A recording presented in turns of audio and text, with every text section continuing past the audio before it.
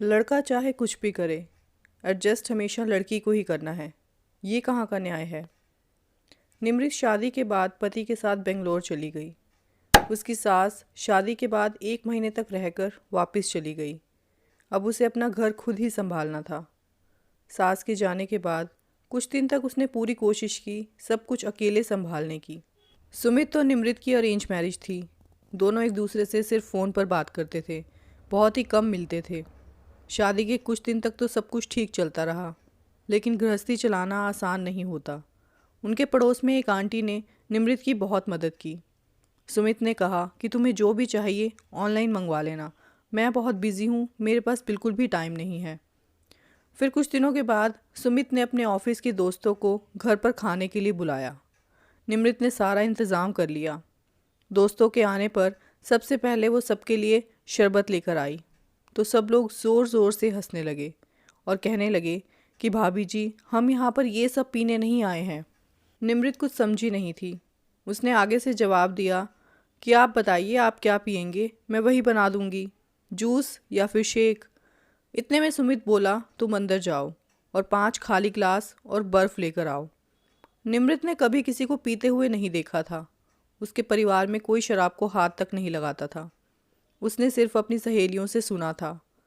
कुछ ही देर में उनके बीच में भद्दे जोक्स शुरू हो गए। किसी रीटा के बारे में वो बार बार बात कर रहे थे। निमृत से बर्दाश्त नहीं हो रहा था और उसने सुमित से इशारे से पूछा कि खाना लगा दूं। सुमित नशे में चूर हो चुका था और उसके सारे दोस्तों का भी बुरा हाल हो चुका था। कुछ ही देर में वो सभी वहीं लुढ़क गए और निमृत भी कमरे में जाकर रोते रोते सो गई। सुमित का ये रूप उसने पहली बार देखा था। दूसरे दिन सुमित ने निमृत से माफ़ी मांगी और शर्मिंदा होकर बोला कि आगे से ऐसा कभी नहीं होगा। निमृत भी चुप रह गई और फिर एक दिन सुमित की पॉकेट से फिल्म की 2 टिकटें मिली। उसने पूछा कि क्या बात, मेरे बिना ही फिल्म देखने चले गए, किसके साथ गए थे। अरे एक दोस्त बाहर से आया था, उसी के साथ गया था, तुम्हें बताना मैं भूल गया। और निमृत ने भी आसानी से उसकी बात पर विश्वास कर लिया। सुमित हमेशा घर पर लेट आता था और आकर बोलता कि मैं बहुत थक गया हूँ और अपने कमरे में सोने चला जाता। शादी के 6 महीने इसी तरह से बीत गए। एक दिन पड़ोस वाली आंटी की बेटी ने बोला कि भाभी, आप मेरे साथ बाज़ार चलोगी? मम्मी थोड़ा बिज़ी है तो आप मेरे साथ चलिए, हम लोग भैया के आने से पहले ही घर वापस आ जाएंगे। निमृत ने ये बताने के लिए सुमित को फ़ोन किया तो उसका फ़ोन बिज़ी जा रहा था। उसने सोचा कि पूछना क्या है, मैं आकर बता दूंगी। जैसे ही निमृत मॉल पहुंची, उसने सुमित को एक रेस्टोरेंट में एक लड़की के साथ बैठे हुए देखा। वो वहाँ पर कुछ नहीं बोली और घर पर पहुँचते ही उसने सुमित से पूछा कि कहाँ से आ रहे हो। सुमित ने जवाब दिया कि ऑफिस से। इसमें पूछने वाली क्या बात है, आज कुछ नया है क्या जो पूछ रही हो? रोज़ ऑफिस जाता हूँ और कहाँ जाऊँगा।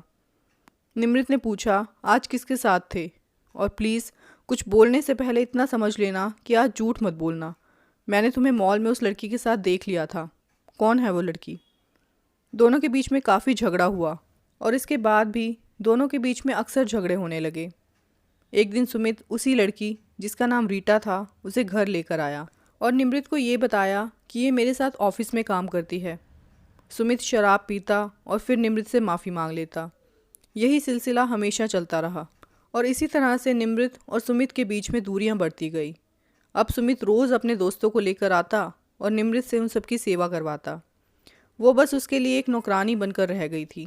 एक दिन निमृत की माँ का फ़ोन आया कि वो बेंगलोर अपना इलाज करवाने के लिए आना चाहती हैं। माँ के आने की बात सुनकर सुमित ने निमृत से बात करना ही बंद कर दिया। निमृत ने कहा कि मेरी माँ के सामने तुम कुछ ऐसा वैसा मत करना। सुबह नाश्ता करने के बाद सुमित अपने ऑफिस जाने लगा तो निमृत ने कहा, हमें हॉस्पिटल छोड़ दो। तो सुमित ने आगे से जवाब दिया कि मेरी बहुत ज़रूरी मीटिंग है, तुम कैब करके चली जाओ। निमृत को ये सुनकर बिल्कुल भी अच्छा नहीं लगा, लेकिन वो फिर भी कुछ नहीं बोली। उसकी माँ को पड़ोस की आंटी ने सब कुछ बता दिया था कि आपकी बेटी यहाँ पर सुखी नहीं है, रोज़ दोनों के बीच में झगड़ा होता है। माँ ने बेटी से एक बार भी नहीं पूछा कि आखिर बात क्या है और बिना कुछ जाने परखे ही ये बोल दिया कि बेटा झगड़े मत किया करो, एडजस्ट तो तुम्हें ही करना है। और फिर कुछ दिन बाद निमृत और सुमित की शादी की सालगिरह थी। तब निमृत ने बोला कि हम कहीं बाहर चलते हैं, घूम कर आते हैं। तो सुमित ने जवाब दिया कि देखता हूँ, कोशिश करूँगा कि ऑफिस से जल्दी आ जाऊँ। निमृत शाम को उसका इंतज़ार करती रह गई और फिर ना ही उसने कोई फ़ोन उठाया और ना ही वापस फ़ोन किया। आज निमृत पूरी तरह से टूट चुकी थी। निमृत आंटी के पास जाकर उनकी गोद में सिर रख कर रोने लगी। आंटी निमृत के बेहद करीब हो चुकी थी कि जो बात उसकी माँ नहीं समझती वो बात वो तुरंत समझ जाती थी। आंटी ने कहा कि तुम सुमित को छोड़ दो, पढ़ी लिखी हो, कहीं जॉब कर लो। आंटी, मैं शादी से पहले भी जॉब करती थी, लेकिन इन लोगों ने मेरी जॉब छुड़वा दी और मेरे पिताजी बोले कि इतना अच्छा रिश्ता है, बाद में तुम्हें जॉब करने के लिए मना नहीं करेंगे। पर इन लोगों को तो मेरा बाहर जाना भी पसंद नहीं है।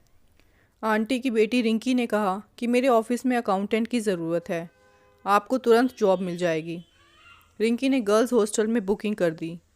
1 हफ्ते में ही सब कुछ अच्छे से सेट हो गया। निमृत को जॉब भी मिल गई और इसी बीच निमृत ने अपने पापा से बात करके अपना फ़ैसला भी उन्हें सुना दिया। तो उसके पापा बोले कि हम आते हैं, बात करेंगे तो सब ठीक हो जाएगा। निमृत के पापा के साथ अपने मम्मी पापा को घर पर अचानक देखकर सुमित घबरा गया। उसने कहा, मैं तो रीटा से शादी करना चाहता था, वो क्रिश्चियन है, मेरी शादी मेरी मर्ज़ी से नहीं हुई है। तो निमृत की माँ बोली, मैं मानती हूँ बेटा, लेकिन शादी कोई गुड्डा गुड्डी का खेल तो नहीं है, इसीलिए एडजस्ट तो तुम दोनों को ही करना पड़ेगा। निमृत बोली, अब बहुत हो गया। मम्मी पापा, आप लोग समाज के डर से मेरे साथ अन्याय कर रहे हैं। मैं अब बिल्कुल भी एडजस्ट नहीं करूँगी। लड़का हमेशा गलत काम करे और मैं रोती रहूँ, अब ये मुझसे नहीं होगा।